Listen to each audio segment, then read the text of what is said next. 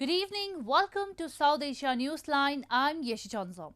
Here are the top stories we are tracking for you on Monday, the 1st of March. Prime Minister Modi takes homegrown COVID jab as India expands vaccination drive. Pakistan Senate elections to be held through secret ballot, says Supreme Court. And US envoy Khalilzad back in Afghanistan to accelerate peace process.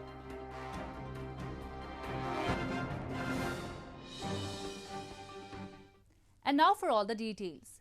India started vaccinating its elderly citizens over the age of 60 years and people aged 45 and above with comorbidities on Monday across the country. Prime Minister Narendra Modi became the first to take indigenous vaccine developer Bharat Biotech's Covaxin shot, an appeal to those who are eligible to follow suit. Indian Prime Minister Narendra Modi was inoculated with the first dose of a homegrown coronavirus vaccine, Covaxin, on Monday, kicking off an expansion of the country's immunization campaign that began in mid-January with healthcare workers. People above 60 and those who are 45 and above with comorbidities are now eligible for the vaccinations.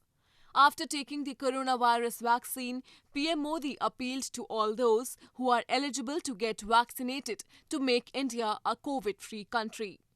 India aims to vaccinate 300 million of its citizens by July-August this year, and the second phase of vaccination drive is expected to cover nearly 270 million people. People have to register on CoWIN website or application open for general public. The vaccine will be free for everyone at government hospitals and at a capped price of $3.41 at private hospitals. पिछले 2 महीने से wait कर रहे थे, तो जैसे ही मौका मिला, आज फर्स्ट डे है, तो सुबह ही हमने लगवा लिया है। क्या कहेंगे जो लोग डर रहे हैं, धर्म की जो नहीं, डरने की कोई बात नहीं है, ये तो बल्कि सेफ्टी के लिए है, प्रोटेक्शन के लिए है। Bharat Biotech has said efficacy data from a late-stage trial on nearly 26,000 volunteers who took Covaxin will be out soon. The company, along with India's drug regulator, says Covaxin is safe and effective based on early and intermediate studies. India has reported more than 11 million coronavirus infections and over 157,000 deaths. The Indian Space Research Organization launched the country's polar rocket PSLV C-51, carrying Amazonia-1 of Brazil and 18 other satellites from the Sriharikota spaceport on Sunday, in its first mission of the year. This is also the first commercial mission of New Space India Limited, a company of the Indian government under the Department of Space. India launched Amazonia-1, the ambitious first Earth observation satellite entirely developed by Brazil on Sunday, from an island on Bay of Bengal along eastern coast of subcontinent in its first launch of 2021. The satellite was put into a sun-synchronous polar orbit with textbook perfection after around 17 minutes of the liftoff, and it will now carry out surveillance along Amazon forest and other biomes. The launch of Amazonia-1 was also the first dedicated launch by ISRO's dedicated commercial branch, New Space India Limited. Amazonia-1 is a 637 kg satellite completely developed, integrated and operated by Brazil. India and ISRO feel extremely proud and honored and happy to launch the first satellite designed, integrated and operated by Brazil.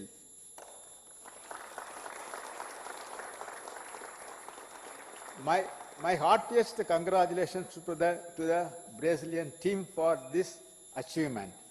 The satellite is in very good health and solar panels are deployed and is functioning very nicely. Let me congratulate. The PSLV Polar Satellite Launch Vehicle C-51 also carried 18 other passenger satellites from Satish Dhawan Space Center in Sriharikota, lifting off at GMT 0456 hours. The other satellites include those developed by Indian students, another Indian technology demonstration satellite and 12 satellites for 2-day space communication and data relay. In news from Pakistan, amid a raging controversy among the government and opposition parties about allowing an open vote to avoid corruption, Pakistan's Supreme Court on Monday ruled that the Senate elections on Wednesday would be held through a secret ballot. Pakistan's Supreme Court on Monday announced that polls for the upper house of parliament on Wednesday will be held through secret ballot according to Article 226 of the Constitution, which upholds the secrecy of ballot. This comes after the top court last week reserved its opinion over the presidential reference on mode of balloting in the Senate election. The federal government had filed the presidential reference seeking opinion as to whether the Senate elections will be held under Article 226 of the Constitution or under the Election Act 2017. Meanwhile, as tough competition is expected between the ruling Pakistan Tehreek-e-Insaf, led by PM Imran Khan, and the opposition parties, Chief of Pakistan People's Party Bilawal Bhutto Zardari has invited Muttahida Qawami Movement Pakistan to join the 11 opposition party alliance Pakistan Democratic Movement for the polls. The opposition parties in alliance with Pakistan Democratic Movement will be contesting the Senate elections jointly this week. Moving on, residents of mountainous regions of Gilgit-Baltistan have lamented government apathy to maintain roads, provide healthcare facilities and undertake measures to mitigate risks during natural disasters in the illegally occupied region. They blamed Islamabad has long ignored their repeated pleas to develop the crumbling infrastructure.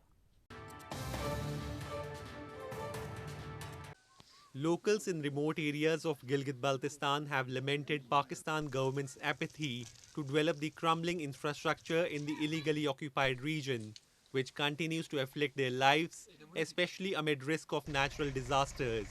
Residents said the magnificent landscape in the region is routinely disturbed by avalanches, landslides and glacier lake outburst floods. Recently, there have been several rock slides in the region, which even destroyed some homes. There were fortunately no casualties, but in case of an emergency, there are no proper medical facilities and the condition of roads is also poor. तो लोगों के बहुत सारे मसाइल है, road का मसला होता है, यानी अस्पताल का मसला होता है, इधर वेटरनरी है, वेटरनरी में अभी तक जो है ना डॉक्टर आया हुआ है नहीं, अभी तक खाली है, मेडिसिन नहीं है, तो ऊपर से जो है ना पहाड़ गिरने का खतरा, उधर से जो है ना यानी एवलांच का खतरा, यानी गर्मियों में इधर जो है ना अंदर से सैलाब आता है. Environmental degradation compounded by rapid population growth has exacerbated the disaster risks facing people in mountainous regions of Gilgit-Baltistan, who are among the poorest, disadvantaged and isolated populations. Locals have long blamed negligence by Islamabad to mitigate these risks. In news from Afghanistan, U.S. Special Envoy Zalmay Khalilzad met Afghanistan's top peace official Abdullah Abdullah in Kabul on Monday and held discussions over ways to accelerate the Afghan peace process. Khalilzad's visit to the region comes as the new U.S. administration is reviewing the 2020 Doha Agreement with the Taliban.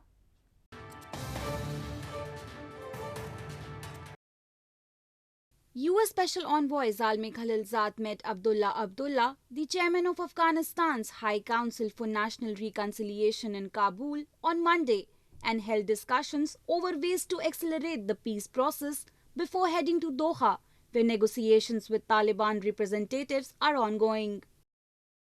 Abdullah's office said in a statement that both the leaders discussed the review of the Doha peace agreement by the new U.S. administration, the acceleration of the peace process, efforts for reduction in violence, and the second round of talks between the Afghan government and the Taliban negotiators in Doha.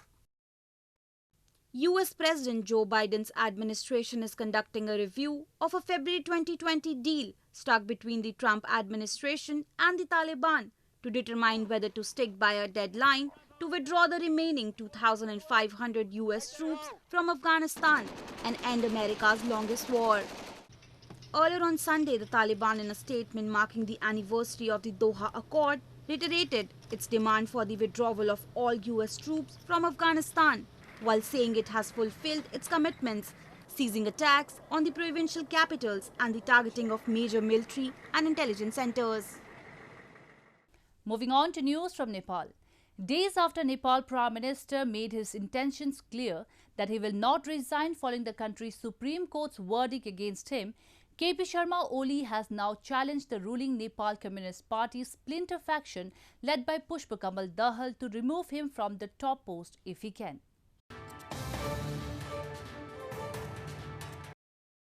Nepal's embattled Prime Minister KP Sharma Oli on Sunday challenged the ruling Nepal Communist Party's splinter faction led by Pushpa Kamal Dahal to remove him from the top post if he can. Addressing an event in his home district Jhapa, Oli challenged the Dahal-led faction to table a vote of no confidence motion and endorsed that. The Himalayan nation has been in political turmoil since December after President Bidya Devi Bhandari dissolved the House and announced fresh elections on April 30 and May 10 at the recommendation of Prime Minister Oli amidst a tussle for power within the ruling Nepal Communist Party. In the landmark ruling, Nepal's Supreme Court last week annulled the Oli government's unconstitutional decision to dissolve the lower house of the parliament. The court ordered the government to summon the House session within the next 13 days. Meanwhile, Pushpa Kamal Dahal has been making efforts to garner support from the opposition, Nepali Congress and Janata Samajwadi parties in an apparent bid to oust Oli from power. Oli is under pressure to step down following the court verdict. More news from Nepal. The restoration work of ancient Seto Machindranath temple, which was destroyed in 2015 earthquake, began in Nepal's capital Kathmandu on Sunday. It is the first of the 28 heritage sites in the country to be constructed with Indian assistance. The restoration work of Seto Machindranath Temple, one of the 28 heritage sites in Nepal which will be reconstructed with the help of India's assistance, began in Kathmandu on Sunday.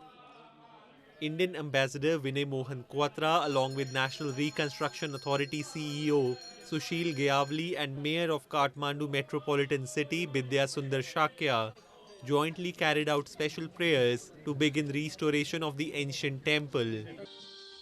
India and Nepal have agreed to work for conservation, restoration and retrofitting of 28 cultural sites in 8 districts of Nepal, which were impacted by the 2015 earthquake, with an assistance of 5,800 million Nepali rupees.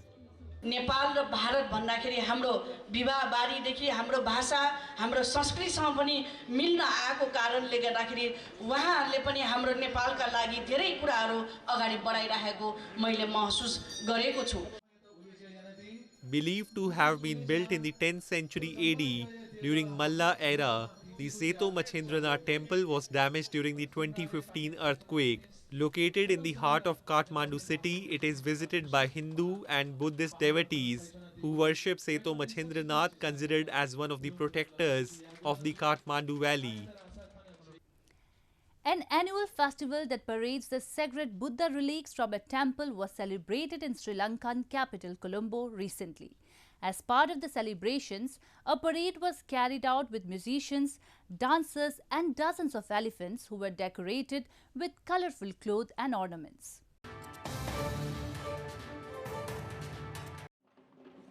Elephants decorated with colorful cloth, ornaments and lights made their way down the streets of Sri Lankan capital Colombo recently in an annual festival that parades the sacred Buddha lyrics from a temple.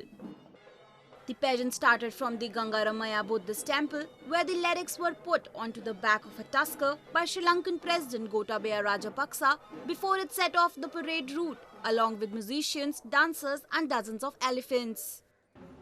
The event usually attracts crowds of local and foreign visitors, but there were fewer this year due to the coronavirus pandemic, and the parade was also shortened from the usual around 2 miles route. The island nation has so far reported over 82,000 cases of novel coronavirus, out of which 464 people have lost their lives. Well, that's all we have for you from South Asia this evening. Now our viewers can watch the show on SouthAsiaNewsline.com. You can also visit us on Facebook.com/AsAsiaNewsline and follow us on Twitter @AsAsiaNewsline. That's all in tonight's edition. We will see you same time tomorrow. Good night.